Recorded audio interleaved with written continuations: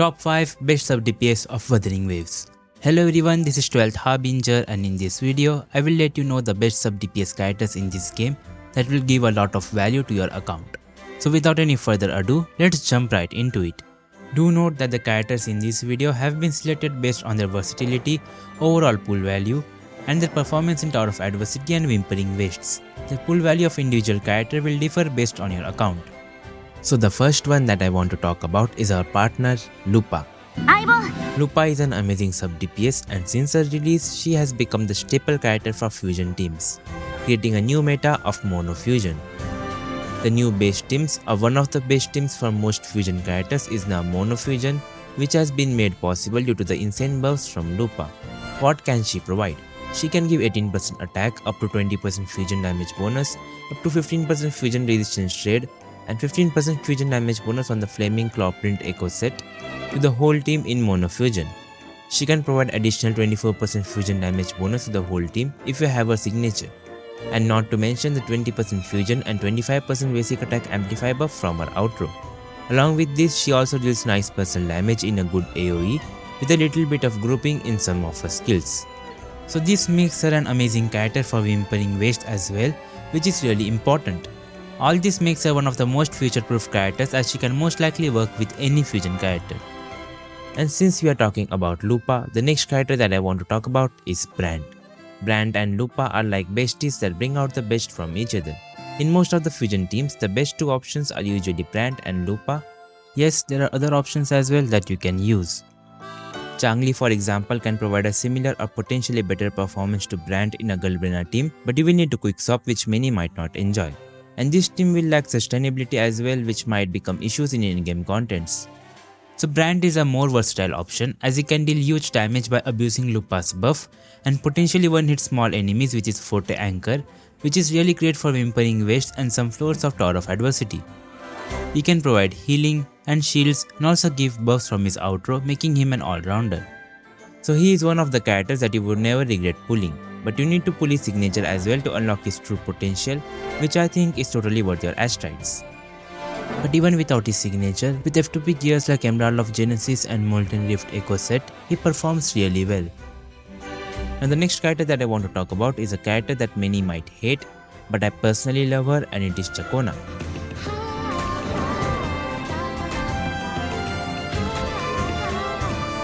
Yes, she is mostly known as Kartikeya support, but I think she is more than that. I would say Chakona has become a best option for almost all of the Aero teams. Chakona provides a lot of useful buffs. First is 24% Aero damage for the team, next is 100% Aero erosion amplifier from her outro. Additionally, she can provide 15% Aero damage bonus from Gusts of Velkin Echo set and more buffs with her weapons like her signature or the static mist. She also deals really high personal damage for her sub DPS along with some crowd control in her kit. The 100% Aero damage amplification buff is not wasted in non-Kartikeya teams, cause it also buffs the damage from Chakona as she constantly applies Aero erosion with her liberation. You can use her as a third slot member for some Aero teams or use her together with the Aero rover as a rover can give 26% Aero damage amplifier and increases Aero erosion stacks, which increases Chakona's damage. Chakona can also apply Spectrofrazzle, which makes her synergy great with some characters like Phoebe and Zani. She can be used to apply enough Frazzle stacks for Zani in absence of Phoebe, and she can also make DPS Phoebe viable in Whimpering Wastes due to her Frazzle application. Still, I would recommend you to pull her only if you have Kartikeya or going to pull Kartikeya, but even if you decide to pull her with no Kartikeya, you wouldn't regret it if you use other Aero teams. The next sub DPS I want to talk about is Iuno. Honestly, I was debating whether to put her or not cause Mortifi, who is a 4-star unit, is a strong alternative for Iuno as he provides similar buffs. But I think Iuno deserves to be in this video due to her versatility. Iuno can provide 50% heavy attack damage amplifier from her outro, which is really good in the current meta, as there are multiple DPS characters that can utilize this buff. She also provides 40% damage amplification, but it can only be triggered by Augusta. She can provide healing and also deal insane amounts of damage, making her usable as a main DPS or as a secondary DPS. So she is an all-rounder character just like Brant. All these values makes her one of the best sub DPS in this game. However, as I said earlier, she does have a good alternative, that is Mortifi, who is a 4-star, so he is accessible to everyone. As a result, Iuno's pull value does get reduced a bit. And the last sub DPS that I want to talk about might come as a surprise to some people, it is Qiuyuan.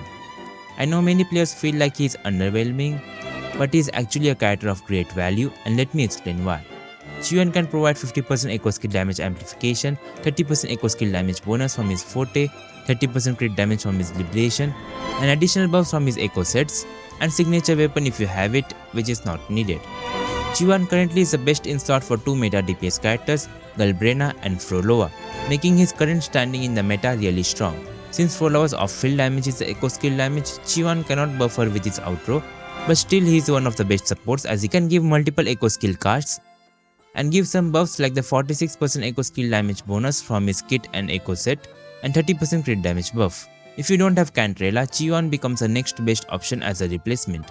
And for Galbrena, yes, the Monofusion team with Brant and Lupa delivers a similar performance to Qiuyuan team, but investing in Qiuyuan is cheaper as you only need to get him, and it is easier to play as you don't need to quick swap. Aside from these two characters, Qiuyuan looks very promising as a future-proof character thanks to his unique buffs, making him pairable with any future character that deals echo skill damage.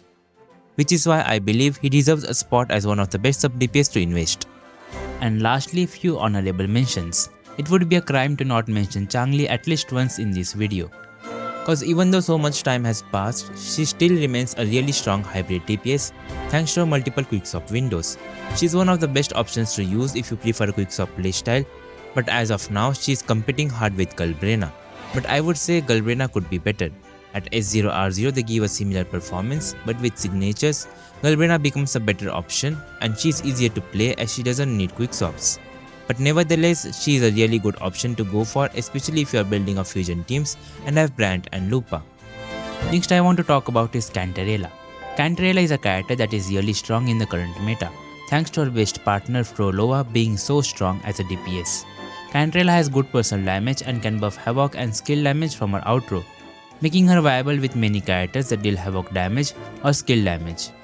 But her teams face energy issues, which is one of her major problems. However, this does not matter much when used with Lupa, as Lupa doesn't need any energy. So I would recommend pulling for Cantrella only if you have Lupa or going to pull for her. There is one more character, JG, who was in meta for a long time, but with her best partners Carlotta and Jinxie falling off quite a bit in the current meta, I would say her pull value decreases as well.